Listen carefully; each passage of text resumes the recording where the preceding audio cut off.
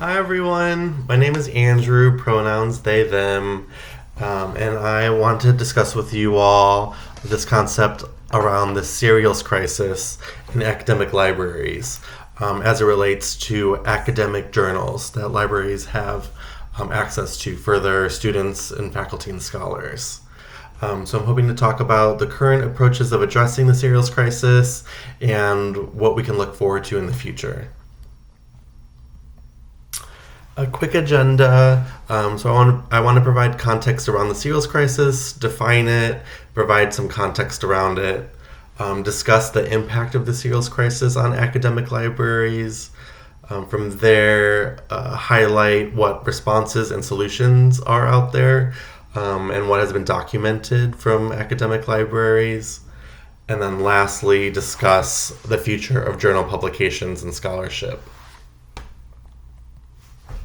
So the serials crisis is a way that academic libraries have defined this dilemma that they're experiencing where the rising cost of journal subscriptions are outpacing library budgets. So for the past 4 decades, the cost of subscribing to academic journals from commercial publishers have increased exponentially, and library budgets unfortunately haven't been increasing much, if at all. And so they're running to this issue where it's just too expensive, based off of their budgets, to acquire all the journals that they're hoping for their students and for faculty. Some additional context I wanted to provide to you all.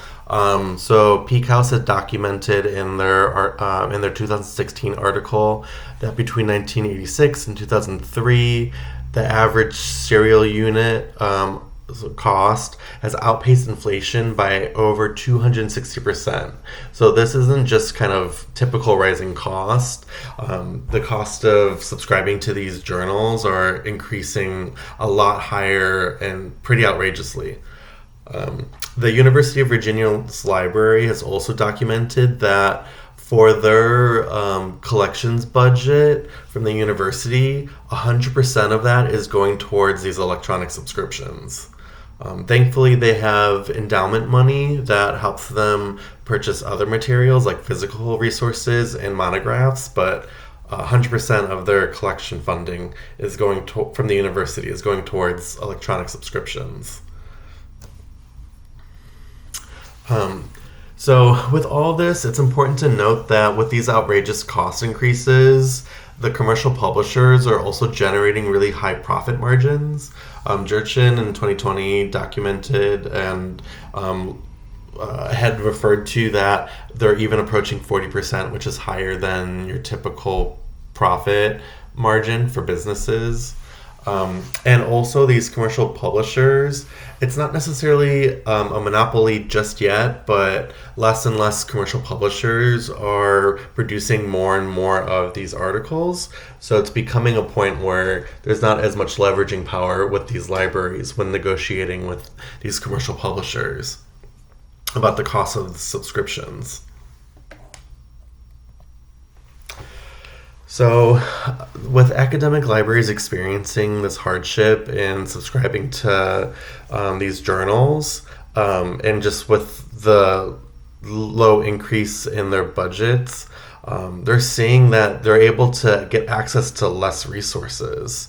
There's less funding because if they have to allocate more of their budget towards these electronic journal subscriptions, they'll have less funds for other things like monographs. And it's important to know that this disproportionately impacts smaller colleges and institutions.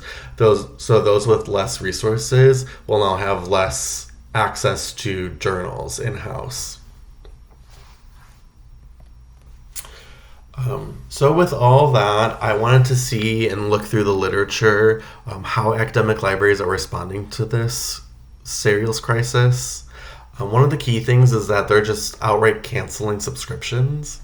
They're providing a cost value analysis. They're trying to understand which of these resources are heavily used by students and faculty, amongst other factors, trying to determine, is it worth still subscribing to this deal that they have with the publisher.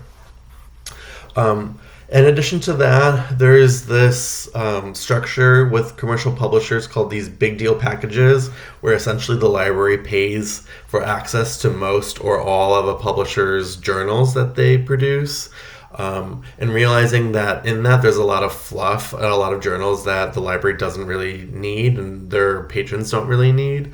They're actually trying to do something called unbundling those. So they're getting rid of those big deal packages because they're really costly and they're not even being that useful. And then they're also exploring what's called like as needed approaches. So instead of subscribing annually or for like 5 years for journal subscriptions from a publisher, they might cancel those, and instead, as a student needs a particular journal access to an article, they'll purchase through like a direct vendor those articles. Another way that they're responding to the serials crisis is through resource sharing, which is pretty incredible. So there's more and more interlibrary lending that's happening, and that's coupled with the growing actions towards creating a library consortiums.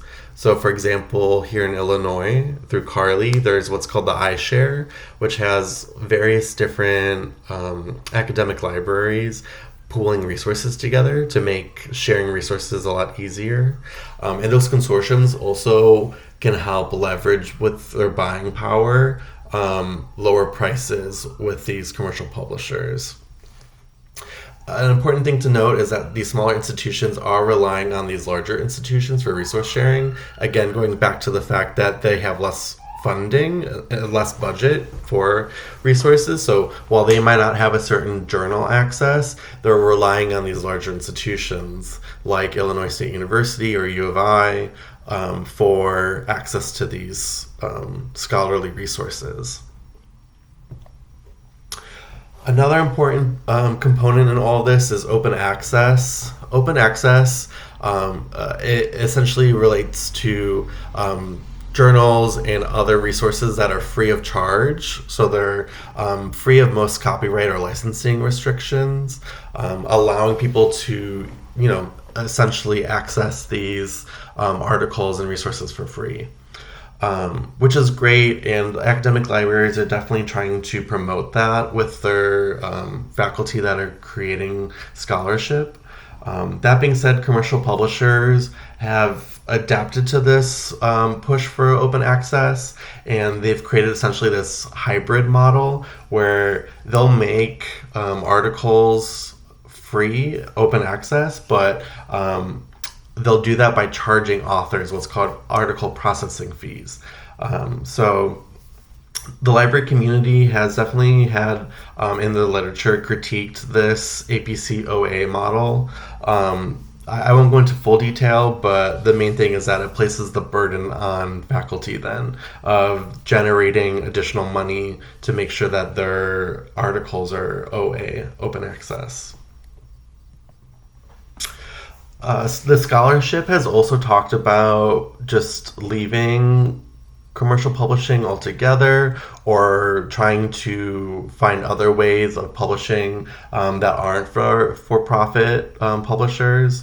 There is already in-house publishing like MIT Press or University of California has a robust publisher in-house. But so there's more and more conversations about moving in-house.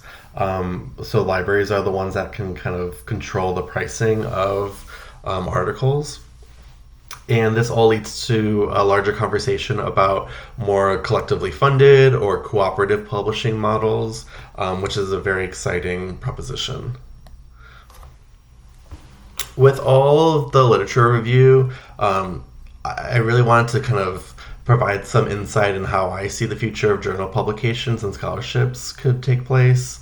I think one of the big components is really making sure that through all this, we're centering disproportionately impacted stakeholders. So looking at small funded institutions, and also really just acknowledging that these authors and scholars and faculty members that are creating these articles, a lot of the burden is placed on them. They're the ones that are creating all this knowledge. They're not getting much out of it. In fact, in many cases, they might have to pay themselves to get their articles accessible. Another piece is that it's really important that academic libraries continue to organize together, that they promote education with their faculty around this issue of the serials crisis, and together continue to advocate for better ways of promoting scholarship. The University of Virginia's libraries does a great job, in my opinion, of demonstrating the impact of the cost of these journal subscriptions. And I feel like more academic libraries can do the same.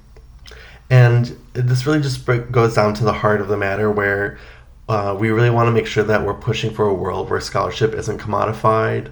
Knowledge shouldn't be something that someone has to pay for. If we really want to make this world a better place, we want to make sure that knowledge and scholarship can be easily accessible.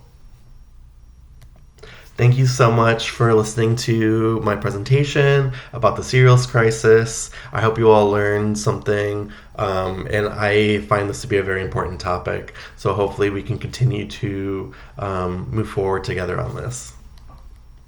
Here are some of my resources,